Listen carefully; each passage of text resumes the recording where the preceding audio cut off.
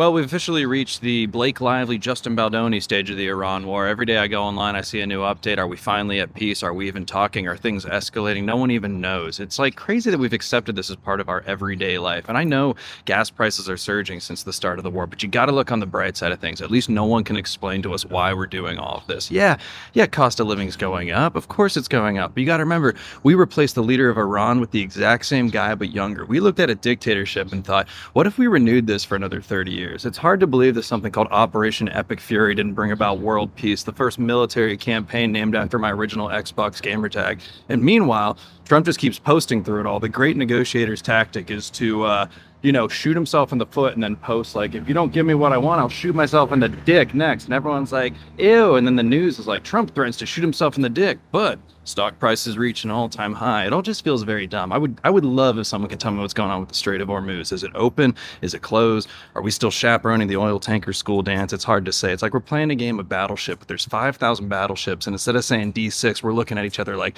sorry, hold on, whose turn is it again? I think it's also important we take a moment to remember the latest casualty of the Iran war. I'm talking Spirit Airlines. Couldn't afford gas, had to shut down. We've all been there, brother. I'm gonna miss Spirit. I love flying Spirit. I love taking the great wooden roller coaster of the sky. I love dancing with the devil in the clouds. I love rolling the dice just so I can save $30 one way. How many airlines do you know that ask the question, what if all the seats were just bolted down lawn chairs? How many airlines do you know where if the cabin pressure changes, it's not an oxygen mask that drops down, it's just a rosary? Even the Wright brothers would look at a Spirit airplane and be like, you want me to get on that? I mean, sure, Delta has Comfort Plus, but Spirit's only tier is just, none of that's my problem. So RIP Spirit, you'll be missed, mainly because when you shut down, you didn't have anyone manning your gates. So a lot of people miss their flights. My guest today is a very funny comedian, writer, and actor. He's performed stand-up all over this country and all over late-night television. His new special, Yes Ma'am, is available on Hulu now. Stick around for my conversation with Jay Jurden. Today's Friday, May 8th. This is That Sounds Like a Lot. Holy shit, man, it's too much news. You keep on scrolling, you'll get the blues. Just take a break here, don't feel distraught. We'll try to make it funny, cause you know that sounds like a lot. That sounds like a lot. That sounds like a lot.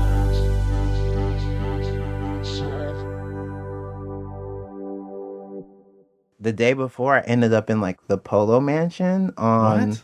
It's like on 72nd and Madison. So like that's an area I never spent time. So you shouldn't. Yeah. But the menswear. It's a zip code with a tax bracket that it's funny because it's like it feels like some Gilded Age stuff when you walk into there, because it's just you walk into this massive store basically, but it's a mansion, and like every picture, and I can't make this up, man. Every picture is like two men, and the next picture a dog, and then it's like two men, a horse, two men on horses with their dogs. What era are these pictures from? Like, well, sometimes I think they're trying to fudge the kind of historical nature of it. So sometimes it's an old photo, but sometimes it's a recent photo that just looks old. They're trying to feel like there's some prestige to the polo. Is it a place you shop? Is it just a polo, like a Ralph Lauren? Like polo? Okay, it's just like a Ralph Lauren store where you like, but they have all of the menswear stuff in one place. So it has like 5 floors, and there's definitely like there's the floor you walk in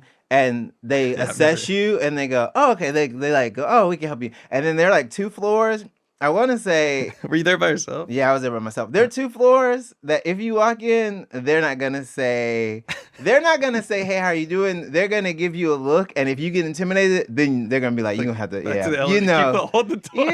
You're not supposed. I bought 2 shirts that I liked and that I thought that I needed, and maybe I don't need them, but I am getting rid of some shirts. Sure. So they're gonna be things I wear for a very long time, because I'm at that age now where like when I buy something, baby, this is it. The height's not changing though. Yeah, everything's sort of. Everything is set in stone. You know the feeling current, like in Tell the me. current eco-political socio state of things. Whenever someone's like, "That's consumerism," and you go, "Okay, yes, but I am gonna wear this shit into the ground." It's not me. There's a certain brand of being online though that's like, I know what you're talking about, but it's like at a certain point, are we supposed to not do anything? I don't know. I'm not buying the Starbucks bear mug. I'm not buying the. Everyone's anti-capitalist. Yeah. But everyone secretly wants to make like $1 million once, and then just like fuck off.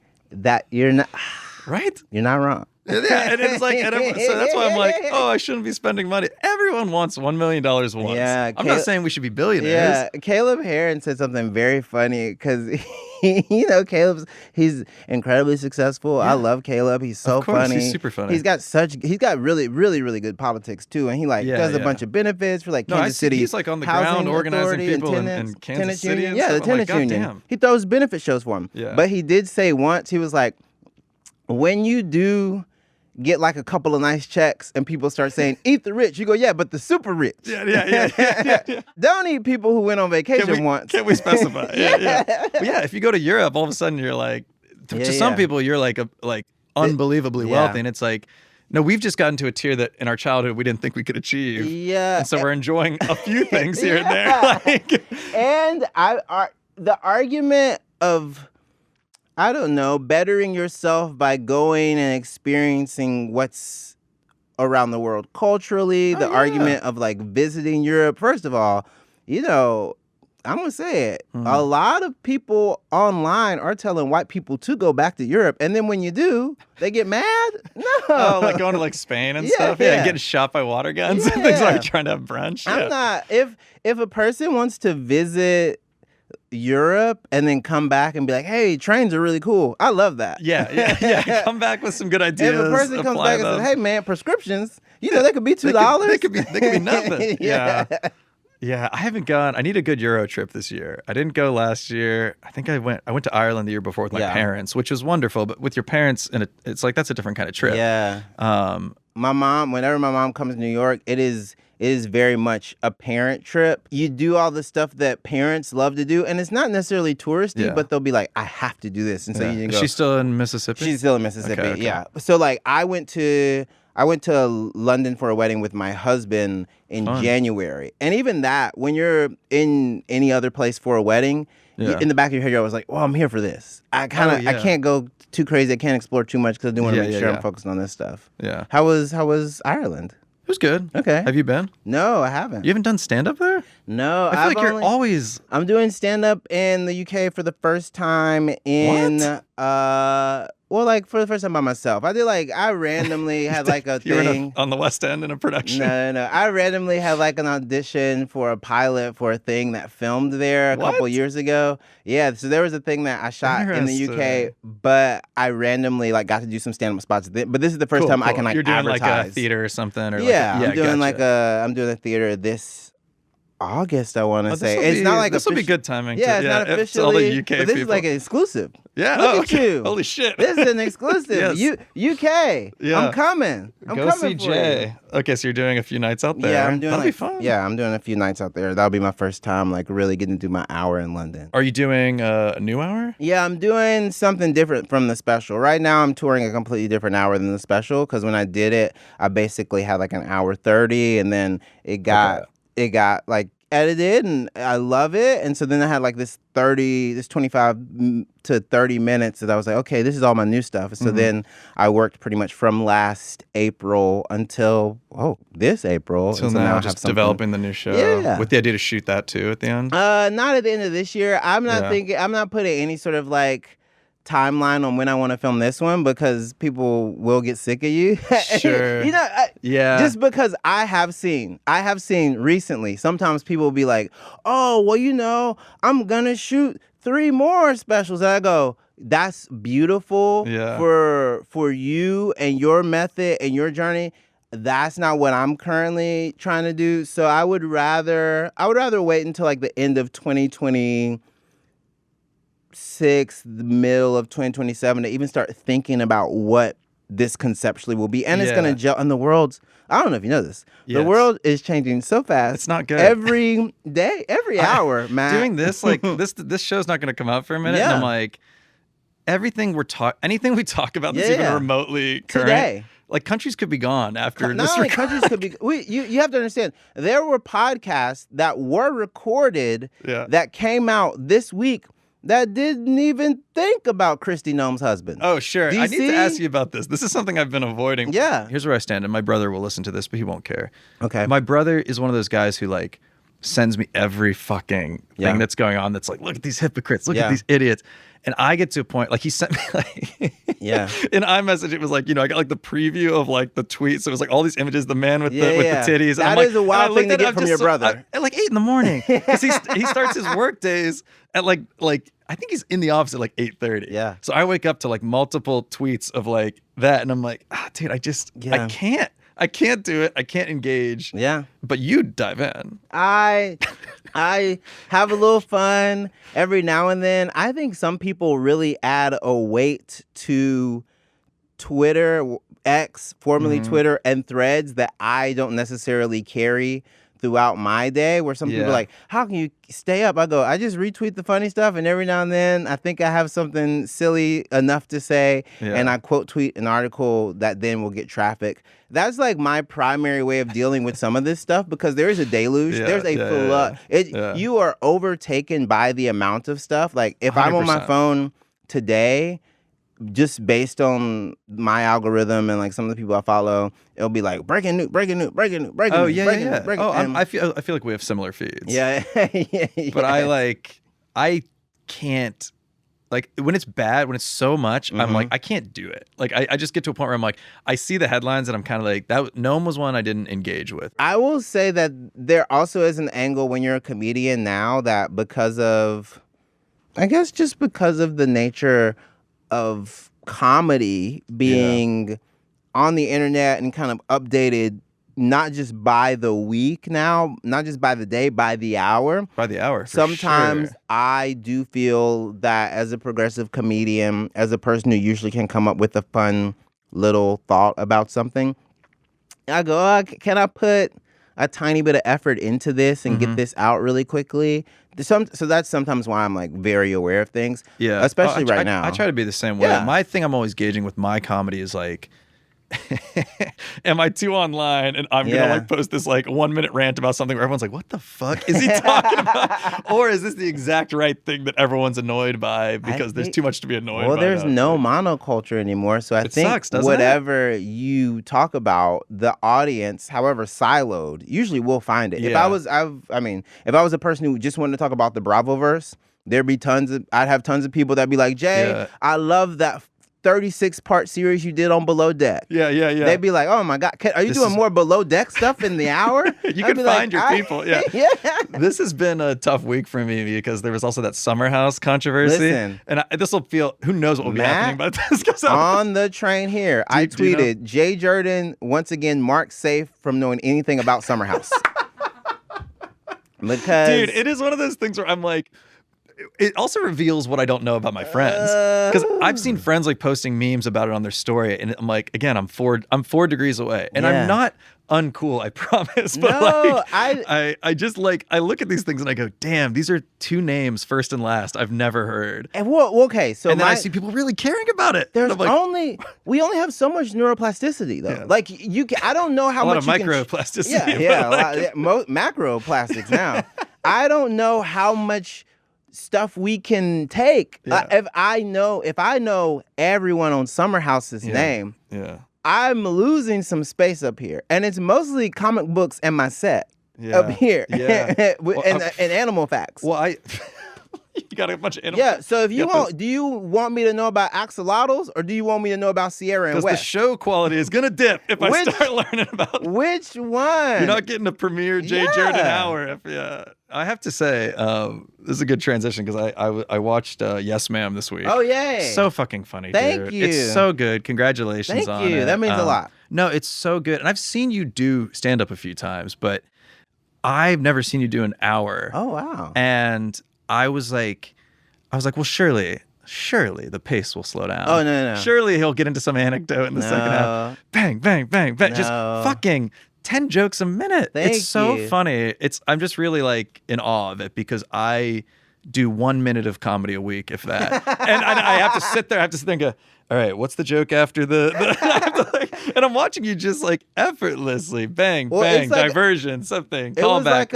It was fantastic. Thank you, Matt. It was basically like it was a goal of mine for it to feel very driven, and also we live in the attention economy. I wanted my special to be able to be clipped up and put on the internet in spots. I wanted my team to know that I was like taking a big swing.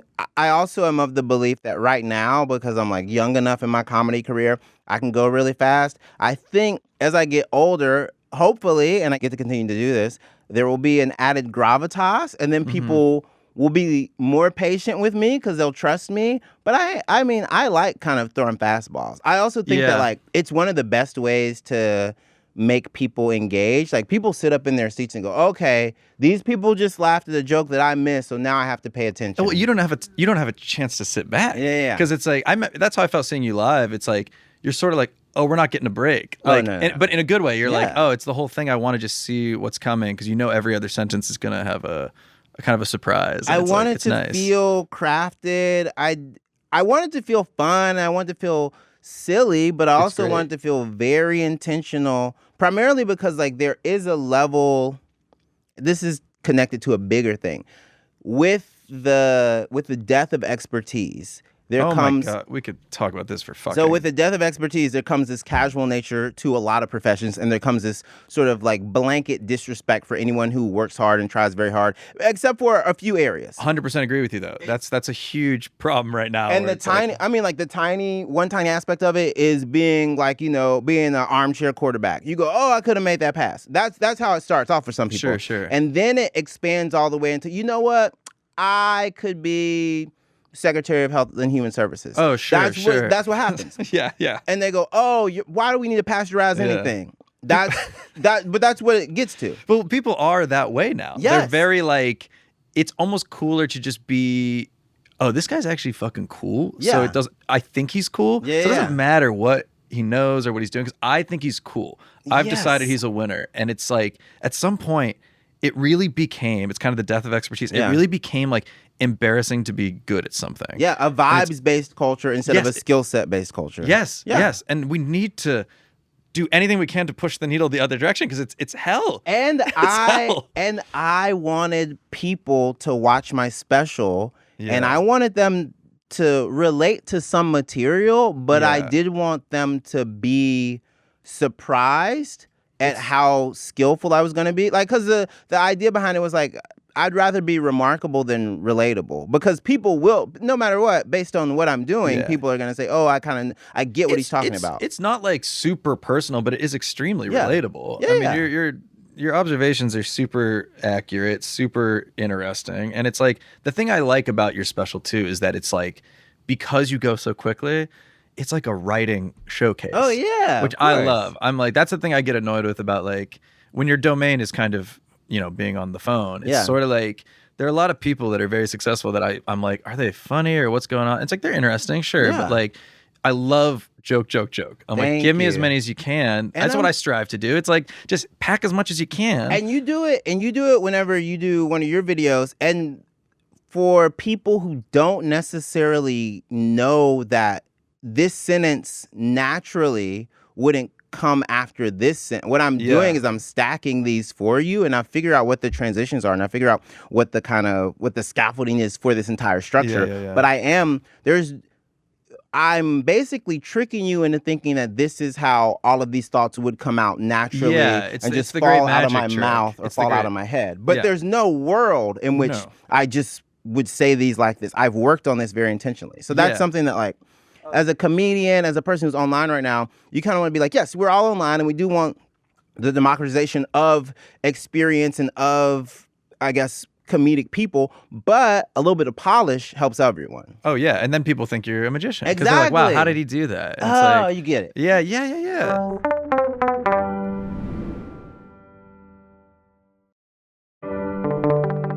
The comments I constantly get, which is so funny, they're like, I just know if we got a beer, we'd be best friends. Like, I just need to hear you.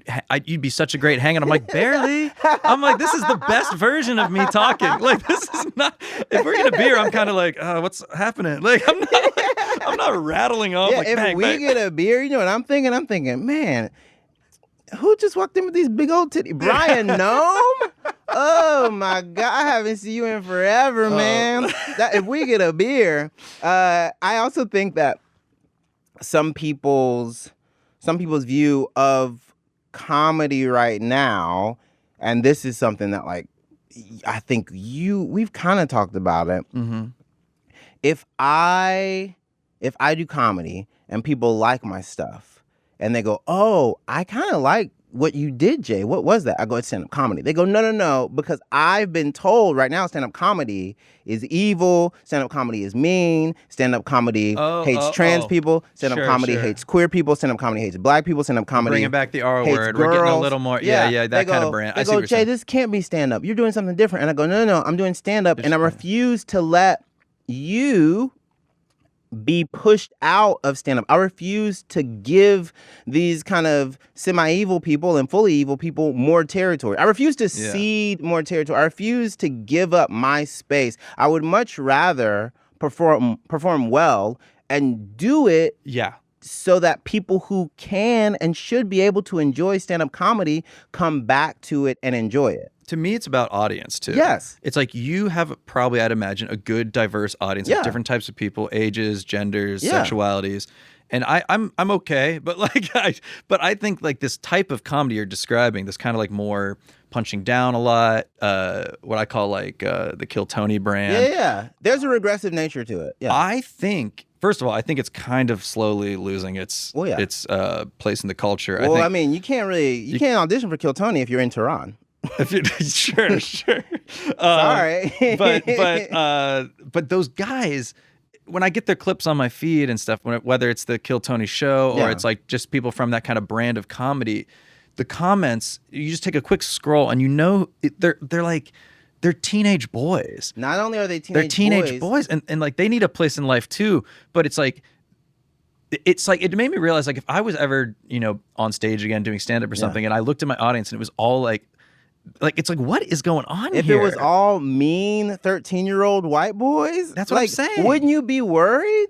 And there are men my age that are older than me that are that's kind of who loves them the most and will ride for them the most. I go, that's fucking nuts. That's crazy. And there's this added element of like, I curate my audience very specifically through the material I put out and through my politic and through just like my existence online and like putting a good show on for people and both doing that on my terms and doing it on showcase shows where new people can discover me and go, hey, holy shit, I really like that bisexual black guy. Mm-hmm. What's his name? And that's how I gain new followers. That's how I get people who are just comedy nerds but didn't know about me. But then my audience, at the end of the day, they go, oh, I like Jay. I trust Jay with my time. Uh-huh. The scary part about pursuing a sort of aggrieved, overly online white boy from age 13 all the way up to like 35 is they also think that they have permission to call you a slur. Oh, sure. That's the toughest part about, like Tony Hinchcliffe's, one of Tony Hinchcliffe's biggest problems is that his fan base is all these men who routinely want to call him a faggot. Yes. If every other comment on one of your videos was like, this fucking dumbass, I love you, dude. And you're like, no, you don't. Yeah. Why are you saying this? Yeah. I don't know why they even do it at this point, to be honest. Like, because there's like a built-in audience. It's because like YouTube incentivized it for a second. It's because internet theory is so interesting because if we look at the entire kind of push for streamers, push for the Fortnite-ification of the world and the Mr. Beast of it all and like what that feeds into. What do you mean by that? Like the Fortnite-ification of Mr. Beast? You pursue a captive audience of young boys I see. Who don't know what to do with their feelings, who don't know what to do with their anger, who don't know what to do with their time. And you say, hey, I'm going to distract you. And then they go, okay, what else? They go, and I'm going to make you a millionaire. And you go, really? They go, no. So it's kind of, we don't have any tween programming. Like, I don't know. These kids should be watching cartoons. These kids should be we grew up watching silly, but fun music, stupid, fun voice acting. Dumb stuff. Interesting art, though, even if it was after dumb. I grew up, they could at least watch Teen Titans. They could watch like this kind of specific category of TV just for them. So now they kind of are in adult spaces, which is also why they get kind of shifted into the alt-right pipeline and the manosphere really quickly. It's why 13-year-old boys are thinking, oh, I need to be a millionaire because these bitches are after my money. And you go, bitches? Yeah. You mean your classmates? You're already calling them bitches, and you already think they're after you. They're after your money? You don't have anything. Oh, my God. They go, feminism has gone too far. You go, why? Because the Sadie Hawkins dance happened? Because the snowball didn't work out for you? You're mad about the winter jamboree? Yeah. This is going to come out sloppy, but I think you're getting to the root of what pisses me off about it is these kids, maybe like a girl didn't give them attention at something and they're annoyed and they're like, well, women suck and they're trying to get my money or whatever it might be. They're just aggrieved. And they see these men that are pushing 50. And they're saying the same thing. And they're saying the same thing. And they go, I knew I was right because this guy that's getting $10 million a month for his podcast is saying the same thing I feel. I'm not stupid. The world's not mad at me because those 17 men are rich. And it's like, no, dude, it's 17 men that all the cool men in my life do not fuck with at all. And if you could just get past this weird phase where you're getting pulled down like it's pulling you into the sewer or the clown, it's like not only that, these are men who say, and I talk about it a little bit in my special, and yes, ma'am. These are men who say, you have to be a man. You got to be a man. You got to be a man the way men used to be men. And you go, oh, I have to be thank you for telling me how to be a man. Do you work with your hands? No, I'm a podcaster. Yeah. Yeah. Wait, you're not a man. I work with my hands when I'm You're not, you're adjusting the microphone. You're not on an oil rig. You're not chopping down trees. Men used to be on boats or whatever you say. Yeah, you're not on the boat catching crabs for everyone.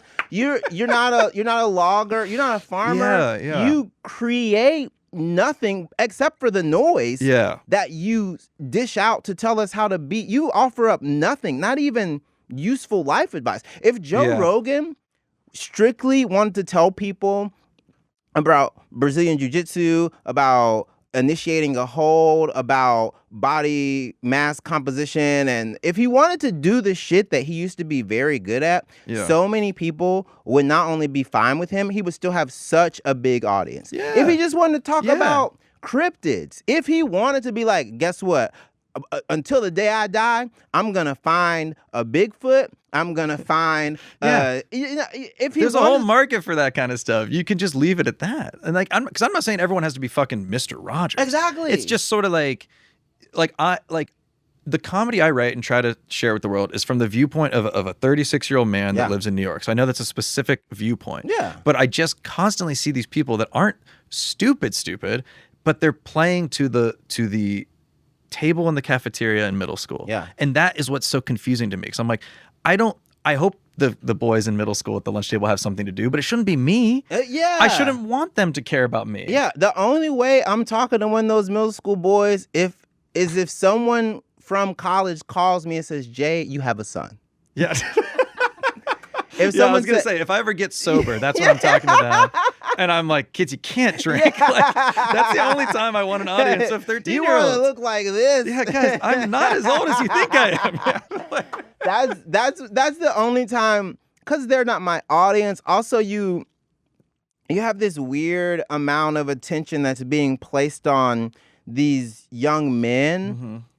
And it's like so sad because these young men, their lives will be fundamentally changed and directed by this influence. It's talk radio for teenagers in this the same way talk radio happened to boomers, and they were like, well, I guess I do have to drive this car off a cliff. And you go, no, you don't have to. Rush Limbaugh was not talking to you directly. No, he was talking to me. No, we had a thing going. It was me. Yeah. That was my marching orders. That was these young men now, they have to basically be deprogrammed from all of this stuff. And it's so hard. I mean, what were we? I'm trying to think. Like, you're like my age-ish. Yeah. Like, what were we listening to in that? Like, that's closest to that. What was available to us beyond cartoons and things we're watching on TV? It would be the equivalent if, how you remember how like if you had an E growing up and late at night you could watch Howard Stern. I was gonna say that was the closest thing I could think of. You would stand up and watch Howard Stern, but it would be the equivalent if Howard Stern talked to us all the time, every day. And we started lining up girls. And we could watch school. him on a device in our pocket that we didn't have. Yeah. We had to stay up, wait till our parents went to bed, and we're like, oh my God, boobs. And the crazy part, if my mom would have caught me watching Howard Stern, she would have been like, what? The TV's coming out of your room. There's no way you're standing up watching this man either judge butterfaces or no, shout out my brother again. That was our like early like 12-year-old sexual awakening, watching the like scrambled cable signal. Oh like, my what's God. going on? Yeah. Who is he talking to? Pixelated boob. Good enough. What is this? Yeah, God bless Howard, man. Still doing it. But even he is frustrated at this current political moment. He's made a big turn over the past like 20 years, like of really. Well, yeah, 'cause that's what's weird too. Is it was pretty. I'm not judging a guy through the modern lens of what he was doing then, but like, I didn't take away from that like, yeah, women are sex objects. Weirdly enough, I was just maybe it's because I was of a certain age where I was just like, what is this? Yeah. But like. It's different.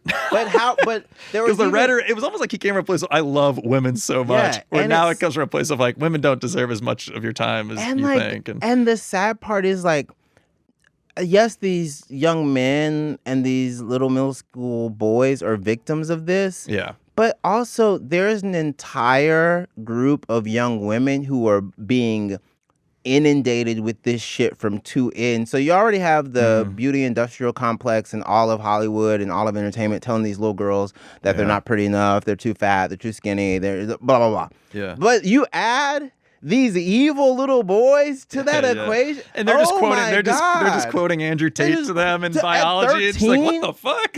Oh my God. Yeah. He's like, yeah, these women just want our money and our babies. And this girl's like, I don't even have my period yet. Please. Don't try to take my kids. Leave me alone, Jeremy. We have homework. We have an exam tomorrow, Jeremy. Right? Stop talking about my... You can't solve... I'm trying to solve for X. Yeah. That's it. They just introduced variables. I'm so happy we didn't grow up during that time or during this time now of just like the bad. I mean, maybe we would have been fine. No, listen, I don't know if I would have been fine. If they would have told me that being queer is this evil, I would have hated myself even more. You think it would have been a disaster? I think we have come around to like a more. I'm not saying the term just for like queerness, but like a closeted culture as far as like feeling comfortable like talking about stuff. We looped a little bit. I think in times of like economic insecurity, in times of kind of like financial fears, some people they'll cling to these social wars and these kind of like cultural battles. And so we do have this weird kind of re-conservative movement that's the trad wife stuff. It's all of the people online who are like, I don't know if we should be having sex with people we like. Sure. And it's like, what? They go, no, sex is not for fun. Sex is for Jesus and it's for babies and y'all are gross. It's the people online who are like, I can't believe that y'all are on here posting pictures. And you're like, yeah, I see a lot of that. Because I kind of push back when people are like, Gen Z's not having sex and stuff. But the comment sections, a lot of things are very Puritan to the point where I'm like, oh, that's odd. I don't feel like also, that would have been terrible. Listen, if you were in your early 20s, we took full advantage of the fact that people were like, we're sluts. I was like, we were in the trenches, even from a young age. Like, I remember being on like chat rooms on AOL, like chatting with probably like 50-year-old men who were like, I was like, I can't believe I'm talking to a hot girl in my family's den. I was like, this is fucking nuts. I was she doesn't even know I'm 13. She doesn't even know. Yeah. This guy's like, he doesn't even know I'm 62. And I'm just having a ball. God. And then you know what we learned? Like a couple years later, we all like were watching, I don't know, CNBC in the daytime, and Chris Hansen was like, hey, you guys. And everyone my age was like, whoa, a little bit too close to home. There's so many, every millennial I feel like had those experiences growing up where you were like, that's just something I'll never talk about again with anyone in my family. Wow. Woo, I could have been kidnapped. Yeah, to me it was always something. It was always something to kill time. Like I was never thinking like, if this goes well, I'm gonna meet this girl. Like it was always just like, because then at that point you're like, do I ask my mom to drop me off? Yeah, I have no way. I have no means of transportation in Western Pennsylvania. There's no light rail in Western Pennsylvania. God, that's funny. How am I getting around? I also think one of the positives of the current landscape we're having, because you did say Western Pennsylvania, I do think there has been a very cool focus sometimes on growing up kind of isolated from cities, and then a bunch of millennials, a bunch of younger people, we grew up in these places that weren't New York, that weren't LA, that weren't Chicago. From, like, I was in Mississippi. But how far were you from like the nearest place. The nearest big place was New Orleans and Atlanta. Got it. And growing up, New Orleans is like, people go, New Orleans is it's kind of crazy. New Orleans is, they're crazy. And then when you move to a bigger city, you go, oh, this is pretty cool. Oh, it's crazy because there's a bunch of different kinds of people. Yeah, I was gonna say, is that code for like black? Yeah, like, it's code for black. It's code for queer. That's what I grew up around, dude. There's public transportation. So you don't want to go down to Pittsburgh. It's gonna be crazy. It's gonna be a zoo. It's gonna be crazy. And you're like, well, I don't know. Is it that bad? Like, and then you go and you're like, oh. But when you're kind of in our cohort, our age group, millennials, a lot of us went to cities and said, oh my God. Thank God I didn't believe everything terrible about these cities. And so I think the trad-why fear for me is there's sort of a retreat away from that. Mm-hmm. Now, I like people in cities. I like people meeting different people. I like people trying different food. I like people going to different types of bars. I like people having gay friends, having trans friends. Exactly. And these are things that are hard to do in a rural county, anywhere in America, but especially where I grew up. And like, I say this to everyone. It's like, I think it should be mandatory, like a draft in America, that every American has to do 1 year, or 1 year is too much, probably like 1 month of service in Manhattan or Brooklyn. Like, you just have to try it. And after 1 month, if you don't like it, you leave, but like, you have to do it. Yeah. And you're just doing like volunteer work all day. Yeah. And you're just going to be around so many people that you might not always be around. And it's going to at least soften you a little from your paranoias, your fears, we'd have a super majority on the left if we could just have everyone did 1 month in the city. I think there's an added bonus. If you told college kids that, hey, if you move to the big city, guess what? You sometimes get to drink and then take a train or a cab home. They'd be like, wait a minute. Dude, that's a huge part of American culture. You're telling me I get to drink? Yeah. Whoa, I don't, what? Yeah. You can have 3 drinks. We're an alcoholic country. Yeah. Tell everyone they never have to think about drunk driving. They'll be fine. But that's like something that they go, no, but those evil people are going to get you. You go, wait a second. No, I'm the evil people. You take the subway after 10, it's like, there's a million motherfuckers. Yeah. There's a kid doing a coloring book. Hey, aren't you worried about the subway? I go, they didn't be worried about me. Honestly, in those boots, in the these sheriff's cowboy walking boots, on the C train. Yeah, you like I didn't put my spurs on. They didn't be worried about me. I'm the person who's singing Dua Lipa loud. That's me. It's me. That's my Bluetooth speaker popping off. Whenever someone's like, there's crazy people on the train, I'm like, oh, I'm not crazy. I was just going over my set. I was kind of just talking to myself about this joke about cum I'm going to do later. But sure. Yeah. I get how that could sound crazy. Sure. But it's really funny. I like the idea. I also like the idea of kind of demystifying cities. If you don't want to be like, oh, it's like it's kind of like their mission work. That's what I'm saying. That's what I want you to do. It's like, give everyone some cleaning supplies. Come here for 1 month and just work on a block. Just do some sweeping, do some for window washing. Services. Yeah.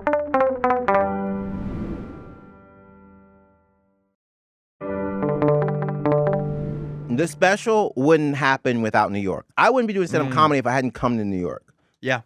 I don't think I'd be doing comedy in any professional capacity. I wouldn't be married if I wasn't in New York. I wouldn't be here. You came right from Mississippi from school. Yeah, I was similar. I went right from school to... Yeah, I went University of Mississippi. I went Ole Miss for 2 degrees, and I went to University of Alabama for grad school. And then I moved to... I basically was like, it's between New York and Chicago and Atlanta and LA. And Atlanta was too close. And Chicago and LA, I was like, okay. But then I sold my car for money, and I was like, oh, it's New York. This is a deposit. I was like, I kind of made the decision. Yeah. Now if I sell the car, I kind of have to go. You moved here with your husband, boyfriend at the time? So I moved here. We moved here at separate times, but we were together. And then he came like 3 months later, and then we moved in together. And my thought process behind like moving here while seeing someone is that if you're a queer man and you move with someone to New York, there's never going to be the argument of like, you made me move to this fucking middle of nowhere town. If we break up in New York. You moved to the Mecca of I mean, maybe San Fran, I don't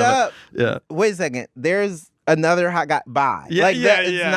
I'm dropping you off in a safe place. Like this is a nice place we'll both be things fine. implode. I'll see you around at the parties. Exactly. That's because some people, I don't know, some people they get very nervous about the move to New York. I get it. I'm glad I did it when I was young. I wouldn't do it in my 30s probably. Yeah, I did it late 20s, and the big thing for me is like I just knew I had to like basically have the next thing to like hold on to, kind of like, you know, like American Ninja, where you're like, okay, I'm holding on to this thing. As long as you got your grip on one, you're like, yeah. That's how the journey is, dude. Yeah. I still kind of feel that way. It's sort of like, what's the next hold I'm going for? Do you understand, as a person in entertainment, I know how that feels right now? I know, dude. I wanted to ask you. We're doing a video podcast. I know. You understand? This kind of like saved me for a moment. I was like, where'd this shit come from? Yeah, it's kind of insane. Because like the goal when I moved here was like writing for late night. Yeah. And then I did that briefly. And now I look at jobs, it's like, I don't even humor writing for another show because they're all getting picked off one by one. Or if by the time this airs, Colbert won't be on the air. You know what I mean? It's fucking crazy. Crazy. I cannot tell you how many times that, because I'm kind of strict sometimes on myself, I had to like let go of what I thought the industry was going to be and what I thought my journey was going to be, because things change so rapidly. And that's smart. You have to look at it and go, this dream doesn't make sense anymore. Or it's not going to be as fulfilling because the longevity isn't there. Or, okay, shift this into this way. So like, if my only goal is to get to perform for people, okay, I get to perform for people. If my only goal is to get on a TV show, what does that mean now? Does that mean that I get to be a series regular? Does that mean I get to be a guest? Like, because things shift so much, your not necessarily like your end goals have to shift, but you do have to say, oh, cool, this is a cool new pathway. Oh, is this a side quest? Oh, this actually is more helpful. Like, I knew I wanted the special, and then what happened, and this is like, I'll talk about this fully, industry-wise. Yeah. 5-10 years ago, it was like, here's money, here's distribution deal, here's a bunch of ads. And so the idea now is like, I was lucky enough that a production company, Comedy Dynamics, who I love, who I worked with for my album, they wanted to make it. But there was no guarantee it would get picked up and distributed. So you produced it without a distributor. So we produced it with the idea that like we'll be able to pitch it and sell it. They'll make a few of these and then we'll pitch it together and then we'll, you know. And so I had to go through that angle. So it wasn't HBO and it wasn't Netflix, it was Hulu, and I was very happy about that. Totally. But that is like a thing where your brain has to change, because it's not someone being like, here's $1 million, because that's what everyone said. Well, you also have the fantasy problem, sure, of okay, well, it's going to be a bidding war. Yeah. Who they're going to fight for this, and then you're like, you end up being like, does anyone still want to do this? But that's true. That's even how TV gets made now. It's not even like I'm in the middle of fucking TV quagmire right now, and it's like exactly. You went in so lofty of expectations. Now I'm just like, please, someone return an email. And not only is it like, please, someone return an email. It's like, hey, I would love to make this really cool thing. Can I make this cool thing for y'all? Yeah. I would like to make it. It's like so much of it is just trying to be like, I know this will be good. Yeah. Please just give it a shot. So those expectations have to change. You have to like, I was lucky enough, I got to do Colbert, and I can't make this up. I got a call March 2020. Okay. They had just canceled March Madness. Oh, sure. I got a call from my agent at the time, one of my agents. They were like, "Oh, Colbert wants you to be in a sketch. How quick can you get to the Ed Sullivan Theater?" It was like truly like that day. It was like Tom Hanks had just gotten it. Yeah, I kind of remember that. And so they had canceled NCAA tournament. So we did like a sketch about that. About Matt. That's so funny. Matt, we did a sketch about how the basketball players were gonna have to pass the ball through like shipping and like mail each other stuff. So stupid. And then like the woman who was cast as my mom, she like, I was gonna make a shot, she like blocked my shot, and she's like, not in my house. Funny stuff. Sure, it's just we're being silly about a virus that killed a bunch of people. That's my favorite timeline of like no one knew how many millions of people are gonna die. And you're like, what if we just? And truly, in my head, I'm like, oh, this is gonna go so well. I'm gonna be in a couple sketches on Colbert this year, easy. Sure. I said, this went well. They like me. So that aired. That was that aired. Cool. But the year was done. Yeah. Terrible feeling. But those are the kind of adjustments and kind of like reevaluations that like when that started happening, I was like, oh, we gotta move the goalposts a little. Yeah. I had like just signed with a manager and agent first time in my life in February 2020. Oh, and they were like, dude, everyone loves your shit. This is gonna be great. We're gonna send you on all these meetings. I was like, this is awesome. My life's finally happening. And then it was March Madness got canceled. I had like a very similar like, oh shit. And when I tell you that like when the in-person auditions stopped, like, and it was just, you kind of realized that everything was going to be a bit zoomier. Yeah. There was going to be a lot of that. So like all of those things, I had to mourn the death of the way things used to work, and I couldn't necessarily be super stubborn. I'm kind of old school in a lot of ways. Like this sounds shady and mean. I love jokes. I love just telling jokes. I love going out for an hour and making the crowd laugh with a bunch of jokes. But I also had to be like, okay, well, Jay, make sure that like whatever you do on your phone is a good way for people to be like, oh, that guy's pretty funny. I have to see his prepared stuff. Got it. Like, think about these as commercials. Think about these as ads for your stuff that you also get to tell your opinion about something right then. That's like smart. Yeah. So I had to like readjust my thinking with that. I also had to like readjust what I said yes to. Cause like even right now, there's some things that there's some comedians that maybe a long time ago I would. Perfect example. There was a world up until like I want to say like middle of 2020 something, where I was like, ooh, if I go on Joe Rogan, I could really I could change some stuff, man. I could like really like. I'll be the guy that comes on to kind of like joust. Now, bold. Once again, I have to mourn the death of that idea and that opportunity. Yeah. Because at this point, I don't know what that helps. I don't. Again, it's going back to what we talked about earlier, but it's like I don't know if it does anything. That's what I'm saying. I really don't like. I'm trying to think like. I think trying to do stuff like this or trying just seeing like men. I mean, we're gonna have women on the show too. Like having like people talk about these things and be like, it's not the coolest shit in the world, guys. Like, and it's not even like we're taking down their work or whatever. It's just sort of like there's other outlets for people that are kind of like normal and chill and like not. No, I don't think there's much. I would never fault you if I like saw on my feed like you're like on the show. No, but you could. I would understand it. Like I think I'm a little more lenient than some of our peers about like if you got like I don't know. I love Nikki and Nikki goes on there and like kind of like will play with them. But I'm like, but I have to give him shit. Like that's my thing. I wouldn't expect you to go on there and be like, oh, you're the best, man. Like tell me about that elk jerky that you're talking about in the ad read. Like no, fuck that. But like. I don't know. I don't think I would move the needle. He would never have me on anyway. It's but silly. I don't think. But now I get worried about people who don't understand that kind of that new way of thinking. My new way of thinking is I don't think it would catching up to the move the needle. I don't know. Also, I don't think he's like the kingmaker he once was. Where like if you go on there, every show is sold out. I just don't think he has that power anymore. Yeah. So I also agree with that. It shifts. Yeah. Dude, this is so fantastic. We have to do a segment. Okay, do a segment. Okay, so we're still working these things out. This is that sounds like a lot. Yes. Where we solicit guest dilemmas. Okay. And then we decide if it's like, is this a problem? We try to solve it.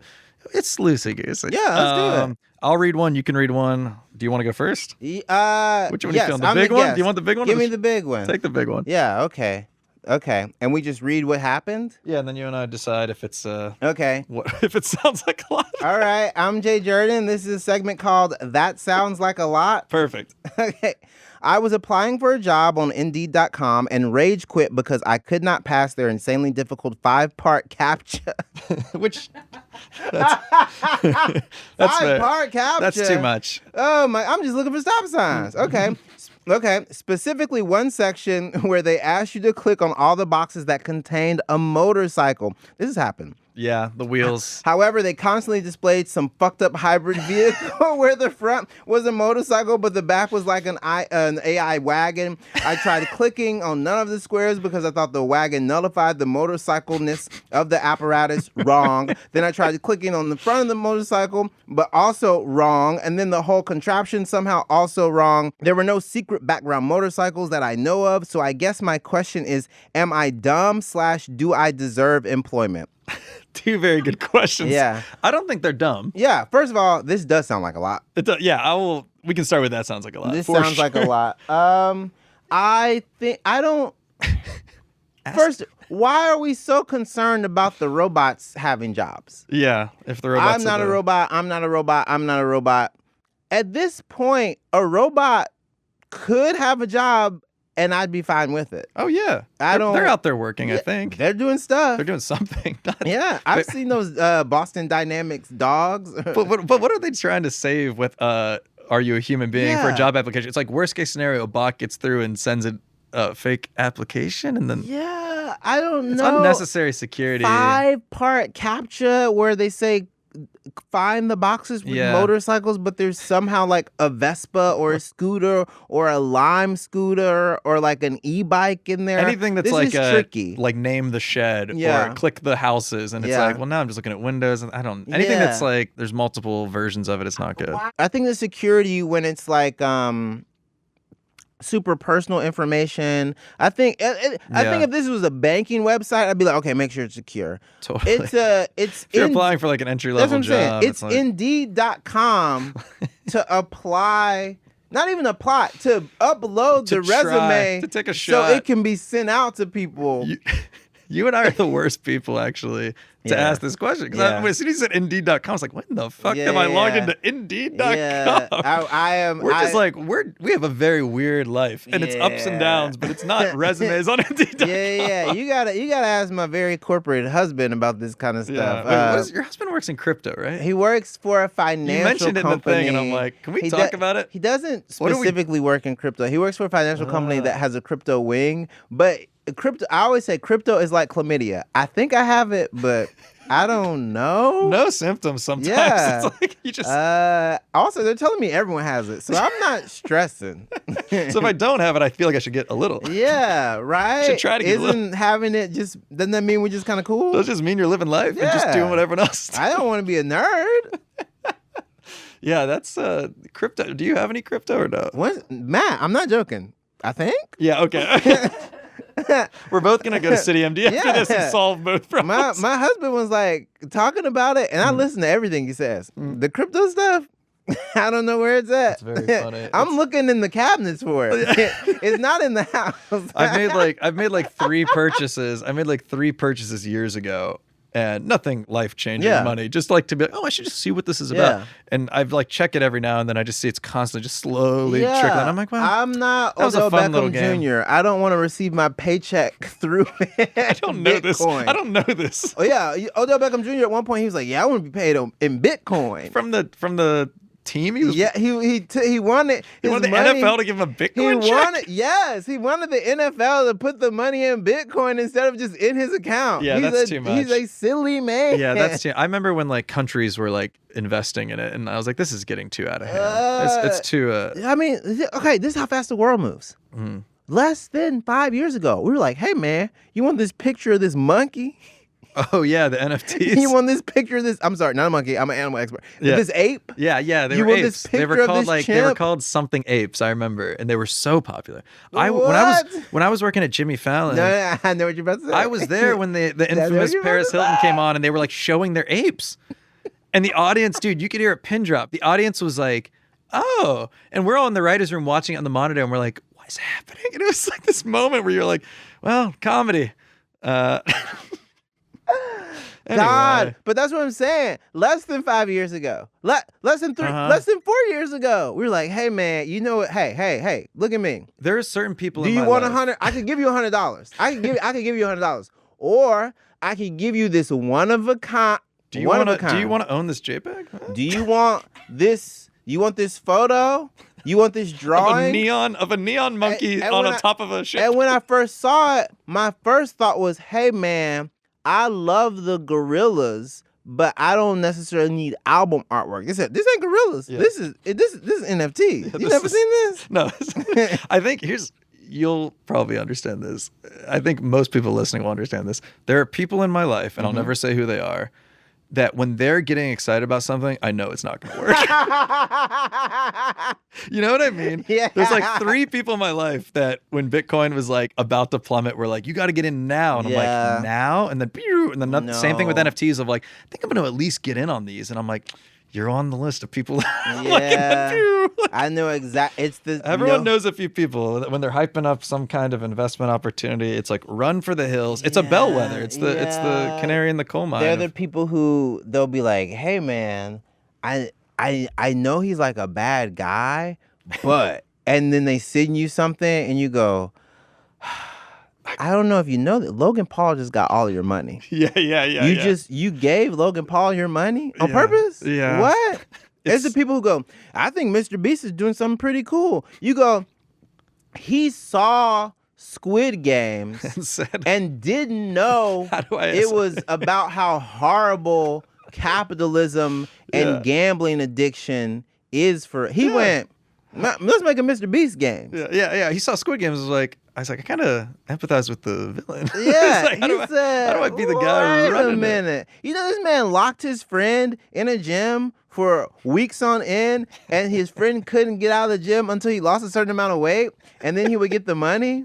He locked a person who he loved in a gym. You could do a word generator for Mr. Beast games, like, because this could be bullshit. Listen, but I know it's true because you're telling me. Not only is it true, I'm a huge X-Men fan. The X-Men have a villain named Arcade, whose whole thing is putting people in elaborate traps and seeing if they can escape. He's a villain. Like a Jigsaw type. He's a super villain. Jigsaw. Yeah. Jigsaw is kind of based on Arcade. On Arcade, okay. Yeah, and his Murder World death machines.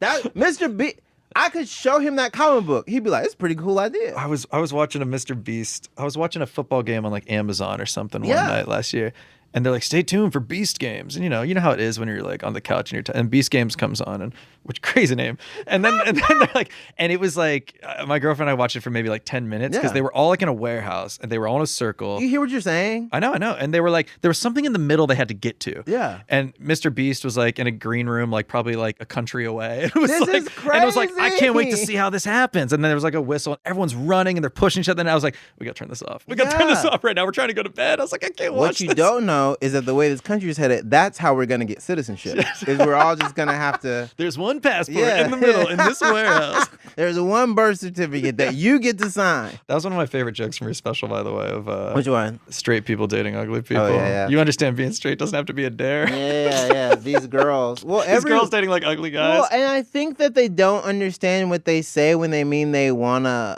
ugly guy. This gets into a little bit of internet theory where I'm like, you don't think he's ugly because you want to fuck him and you're aroused by him and you do enjoy being with him and you're not like hiding him from people and you go out in public. You just don't.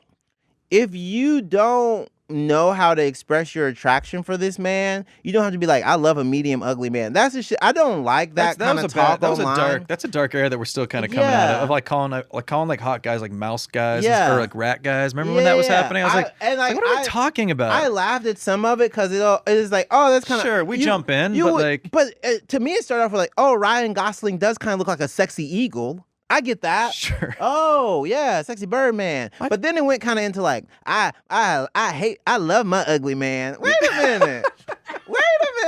Yeah, Don't say that. Yeah. Because what if he looks at you and goes, and I love my ugly gal. Wait a minute, There's a buddy. bunch of ugly pieces of shit. Look at us, just two disgusting pigs. You go, no. I think weirdly, like maybe it's just I'm getting older. My friends are getting older. I feel like we've come fully around on like. There is no body positivity anymore. Like everyone I know is taking Propecia. All the men in my life are taking Propecia. I was on a trip with some people this past weekend, and I like walked into like where they were all hanging. I was like, and they were like, Matt, we have a question. I was like, they're like, are you on Propecia? And I was like, I'm not. And they're like, you really need to. Like it was like with urgency. And I was like, I know my hair is like I'm losing a little. Like I'm getting older, but like it's great hair. Oh, thank you. But like they were all like, you just need to do it. You got to start. And they were like talking about it like it was a fucking like it was passing the Bible to me. And I was like, I don't know what's going because I feel like 5 years ago, no one was talking about all these beauty things. Industrial complex always was coming for men. We didn't realize how quickly it was going to be when everything became like shipped to your house. Because this is the hymns like, and the But this is like the whole thing. Like they go, oh, get the finasteride and the minoxidil. Make sure you get the hair stuff. Oh, the hair stuff affected libido. Make sure you get the dick stuff. Oh, the dick stuff has to like be on the hair stuff now. Oh, I also need the testosterone stuff, so now I got to get the testosterone stuff. Oh shit, now I got to get the protein too. I got to get the protein too. So there was this whole there was this whole series of like articles about how like men are easy and women have all these things they need for maintenance, and now every man I know in his late 20s and 30s and 40s has like taking lots of things. They have just as much maintenance and just as much upkeep because everyone's hyper aware of it now. I just feel like everyone's very critical now, and and it's such a like boomer like kind of dumb thing to say of like, well, it's the phones, we're all online and seeing each other, but it's like I think there's like something. It reminds me of how like, again, we were kids in the 90s, but like it reminds me of like that era again. We're like going back to like everything is like a comment on like, oh, her body's unfucking believable and stuff. It's like 5 years ago we were like, we had Lizzo and we had like body positivity. Well, and now it's like people are very you're not getting Botox yet? You're not getting this yet? And I'm like, I don't know. I don't really think it like there's even like whatever's gonna happen is gonna happen. And the fear of aging. My current relationship with aging is like, oh, I'm like a queer guy from Mississippi. The standards are so different. So I think, oh my God, I'm lucky to still be here. Oh, sure. Like, cause I went on a gay cruise, I performed, and like to see like older gay guys. Oh, fun. I mean, until I moved to New York, I didn't see a bunch of older gay people. Until I went on that cruise, I had never seen that many like gay men over 60. That lived through the AIDS epidemic. Lived through it. So like the permission you have to give yourself to age, not only age gracefully, but just like exist and persist and kind of like be here. That's like why I can never really get like super bogged down into like, oh, I'm getting old. Like sometimes, I'm on the wrong side of 35, like we all are. Yeah. I've crossed over as well. Yeah. Whenever someone online is like, oh, like I hate old people, I go, oh my God. Well then like you're gonna have to die soon. Yeah. Or you will become an old person. Yeah. And I don't know which fate is necessarily worse. Yeah. Like if you deal with like an older relative kind of mentally falling away, you're sort of just like, have the best time you can, and I don't need to pretend I'm 25 anymore. Like I smoke occasionally. I drink a lot. It's like I'll survive. Like whatever happens. And it's like I say this now, and then when I look like a grape in 2 years, I'm like, what the fuck? But also like, I'm not the old person you need to be mad at. There's some very specific old people you can yell at. Yeah, we're living in DC. Life. Yeah, like RFK. Do you think you could take RFK in a fight? You're ripped. Yeah, I could take. I think I could take RFK Jr. in a fight primarily because people forget. They'll be like, he's jacked. They'll be like, I could take him. He's old. We could ask him like a state capital, and then we'd get him. No, I mean, I can't say it because he's a public official, and they will listen. They're gonna be like, what'd you say? But yeah, I just mean an organized fight. Yeah, in the ring. It's a charity event. I could put him in a headlock. I think we could. Yeah, listen. That's another. Side. Yeah, a Kennedy's weak spot. Oh, just give a pilot's license. Yeah. Listen, the best way to surprise RFK Jr. Bang! He won't know what happened. He'll get distracted. It's like that's one thing that's annoying about his voice is you can't really make fun of it, but not in the spot. You're not supposed to. But God, it is. Your joke about like if your car, you had a joke in the special. It's like if my car sounded like that. If my car sounded like that, I would take it in. I'd be like, hey man. Or it's like we wouldn't put it in charge of other cars.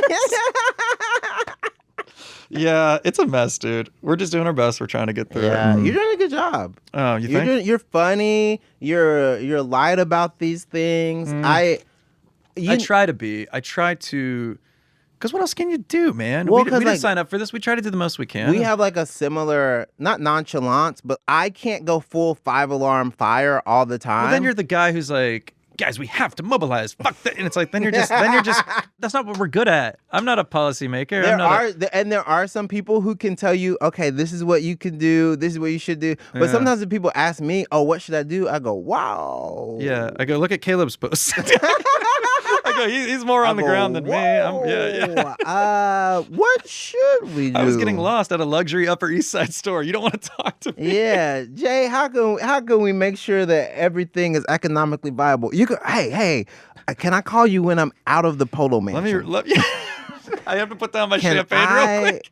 Ooh. Let me get into a golden elevator real quick, and then. Yeah, one of the worst parts of my personality is that I love comfort. Who doesn't? During the last TSA strike, it's the most unrelatable thing I've ever said. I had to go to LA. And I was lucky enough to be upgraded to Delta One. And I was like, this TSA strike, it is really affecting me because I didn't get to go through the private security that I expected with Delta One. That's when you keep up here. That's when you keep up here. You guys, it ruined my luxury experience. I had to go through the regular TSA. Yeah. And so, like, I get to make that joke, but I also get to, like, make fun of myself for making that joke. Yeah. Whereas, like, there are certain people, i.e., like a lot of certain like male comedians we were joking about right now, they really don't understand that, like, if you wanted to be an alpha, but you also make fun of yourself for not truly being an alpha, I would enjoy that shit a lot more. Oh yeah, but that's like what we do. You know, like that's they don't have that awareness. Second layer. Yeah, my least favorite genre of comedian posting is like tagging the airline because something went kind of wrong. I'm like, I know you had a bad show last night because this is not that serious to tag Delta Hotline, Delta Help, and be like, guess I'm not making it back to New York from fucking Tulsa. And it's like, just relax. But also, like, if you fly enough, you can just call them and they'll be like, okay, we're gonna fix it. The post never makes them fix it more. I've never gotten into a problem where if I didn't just call the phone number or go up to someone and go, hey, look, I need some help. Yeah, that usually works. And sometimes, guess what? You get stuck places. Planes have things that need fixed. Yeah, especially right now. Hey, make sure that plane is perfect. Oh, right now. Hey, make sure that pilot needs to be rested. I'll sleep with that pilot if you want me to. Seatbelt's not coming off till we are like door open. Yeah, I mean, it's not fun. It's not. You travel way more than me. I'd imagine it's not fun thinking about it. Like you have to actively not think about it now. Do you take anything when you fly or no? Besides like an edible? Yeah, sure. Like an edible. So you get a little high on the plane? I couldn't do that. I love getting a little high on the plane. I wish I could do that. Oh, I'm at a point where I need perfect conditions. Figuratively high and literally high. Yeah. And then you just get to be like, wow, we're just zooming, man. Yes. Just a metal fart tube. When you get high on a plane, you think, wow. Yeah. The Wright brothers, they were crazy. Yeah. This is a crazy thing to do. It's crazy that they told people they were going to do this, and people said, you sure about that? Yeah. See, for me, it's always a 50-50 if I'm going to go, this is so amazing that we get to do this, or we're getting too bold. I was like, we shouldn't be doing this. Oh, man, we're trying to play God. Oh, that's funny. We end every episode with predictions. Okay. Try to get some predictions on the record in case maybe we're right. Okay. And we look really smart. All right, ready for the first one? I'm ready for the first one. Will a male professional athlete in one of the big four leagues come out as openly queer before the next season of Heated Rivalry? Ooh, timeline. I don't think so. Okay. Someone already did. Carl Nassib, Oakland Raiders. I didn't know there was an active athlete that was out. Yeah, he played out for 2 years. So my prediction is right. Okay. I think someone will. I think it's going to be him. But then I think he retired. I think we'll get... there has to be a number of factors. There seems to be more like pride events at sporting events than I've ever seen. I know we're living in like a dark time, but I do feel like the leagues are doing a better job of not being like, oh, gay people aren't as important. Like I feel like they're making an effort. My prediction, Heated Rivalry season 2. Let's say it comes out January next year. Okay, January 2027. I think we might have one. Big Four is tough. MLS I could see. Big Four, a little bit more global, a little bit more progressive in some spaces. Hockey, I don't see it.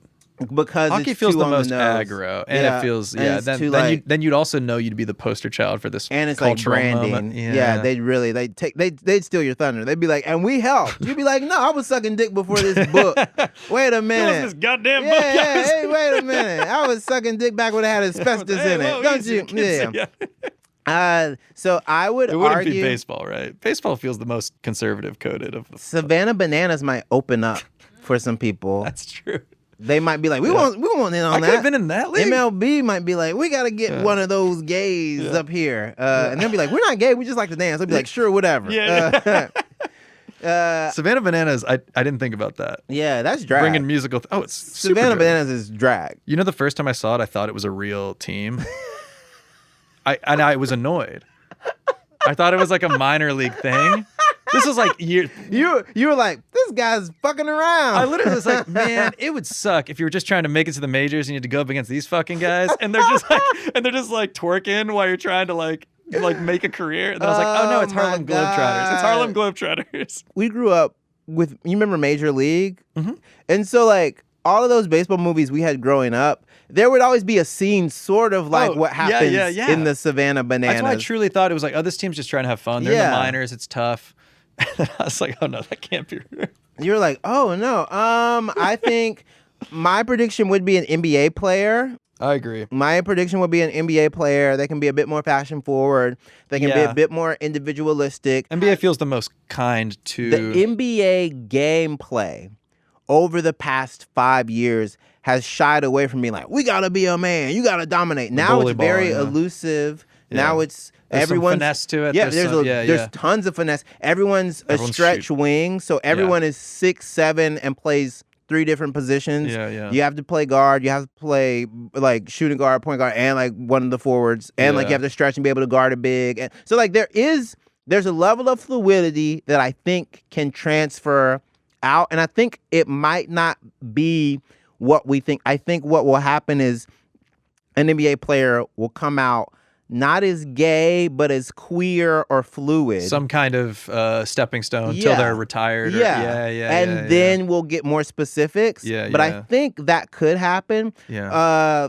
You know, people give Jared McCain a lot of shit. He's he doesn't read queer to me. Well, but you know, he was with he's Philly. got the nails and he's singing songs. Yeah, he was with Philly and now he's with OKC. People like give him a little bit of shit. But I think that is like, it's gonna be this new generation of NBA players. Young guys that are like, Jerry McCain is such an interesting person. Because like, I think people don't really mind but I remember when he first entered the league, it's like, oh, he's gonna keep singing TikToks. And it's like, but people like us just look at it and go like, I don't know, man. He's on the road in these like towns. And because he's got nothing to do. Of course he's gonna like film songs when he's 22 and just joke around. And guess what? I'm 37. He's 20. What? I'm be like, that's what them kids doing now. Yeah. I can't get. That's what the kids do. Yeah. I can't get mad at the kids for doing what the kids do. I'm old. He's in a Hilton in the middle of nowhere. You want to be the old man mad? Yes. That he's singing Lil Uzi. Yeah, exactly. Like he's just lip singing to popular songs on TikTok, which is what everyone his age is doing. That's what my special. I have that one joke in my special where I talk about like millennials become boomers when we see young people having fun and we just go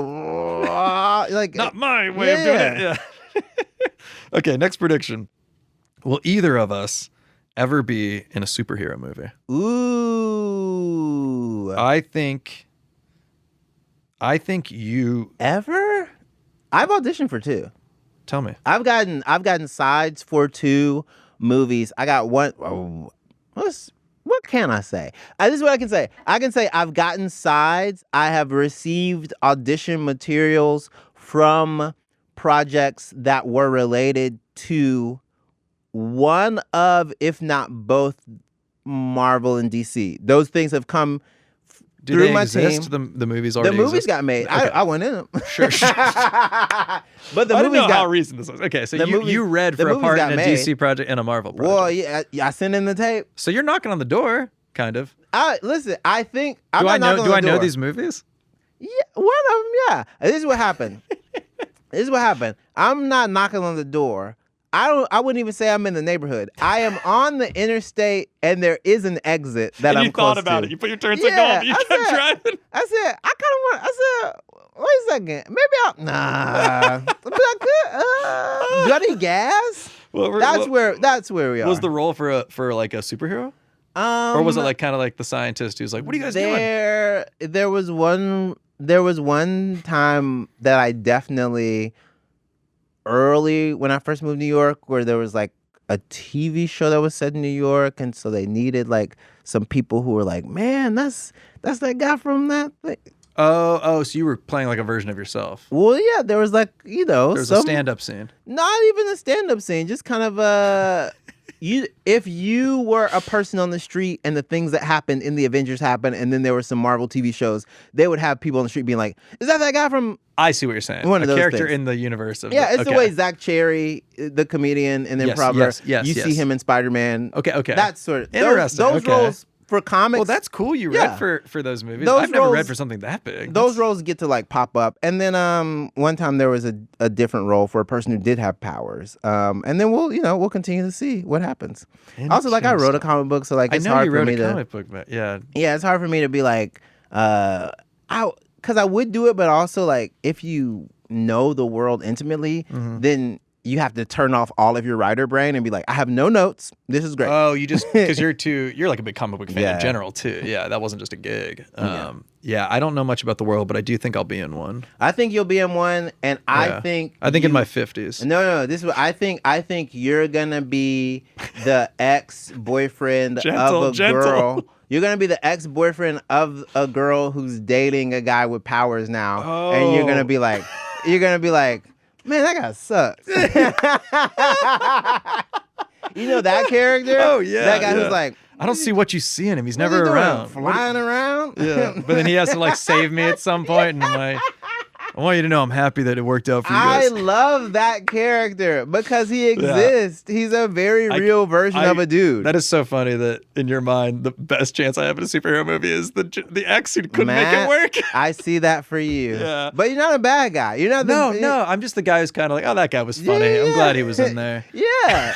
Every comic book movie now does have a character that does something so human and so funny to balance out kind of the superhero antics of it. I would say with Superman recently, Skyler's character, when he was Jimmy Olsen, he has a very important scene where he gets information just kind of being a cutie pie. Yeah. You kind of need those. I feel like I got 10 more years to be cutie pie. You're a cutie pie. You'll be cutie for now. pie. No. See, I'm picturing older and I'm like the guy who's kind of in the lab with people. No, I shouldn't put it out there, but a lot of gay Twitter, the older a guy gets, the happier these horny gay men get. Oh, okay. So people loved Andy Samberg. They thought he was very cute and fun. As Andy Samberg has aged, people have just gotten hornier. Interesting. Yeah, same thing. So I haven't reached my peak gay audience yet. Same thing with Will Forte. Same thing with Beck Bennett. There's good to keep in mind. When I'm feeling down about myself, I'm like,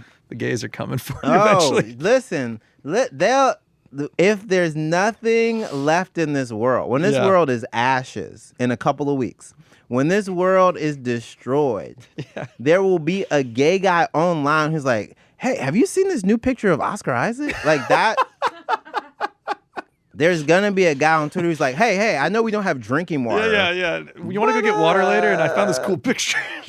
What's going on with Jack Black? This kind of, what? That is so funny. Bowser. This was a pleasure. Jay, do you want to promote anything? This wasn't just a pleasure, Matt. This was a lot. Oh, yeah, it was. I know. I apologize. We could have cut it at any point. I'm joking. No, that's the title of the podcast. It sounds like a lot. It feels like a lot. Watch the special on Hulu and Amazon and Apple TV Plus and YouTube TV and Tubi. You can get it on all those? Yeah, you can get it on all of it. It was Hulu exclusive for like, I want to say a month or 2 months. Okay. But now you can watch it on all of those places. Come see me on tour. Go to jjurden.com for tickets. Any dates in like late May, early June? Yeah. So Chicago is coming up in Labor Day. I'm going to do my annual Fire Island show with Gianmarco Ceresi, the Speedo show. We might have a special fun guest on that show we're working on. Then also, I'm going to be in London in August. Those tickets will be released and announced very soon. And then I'm trying to think of the other crazy thing that I'm trying to do this summer. Ooh, I'm going back to Portland, Maine. Speaking of places, I was like, I was surprised. Portland, Maine, I had a great time there. When I was there with Bob the Drag Queen last year or 2 years ago, I loved it. And so I'm doing my hour in Portland for the first time. Oh, Portland, Maine, yeah. Buy your tickets. Great comedian, great person. Jay Jurden. Thank you.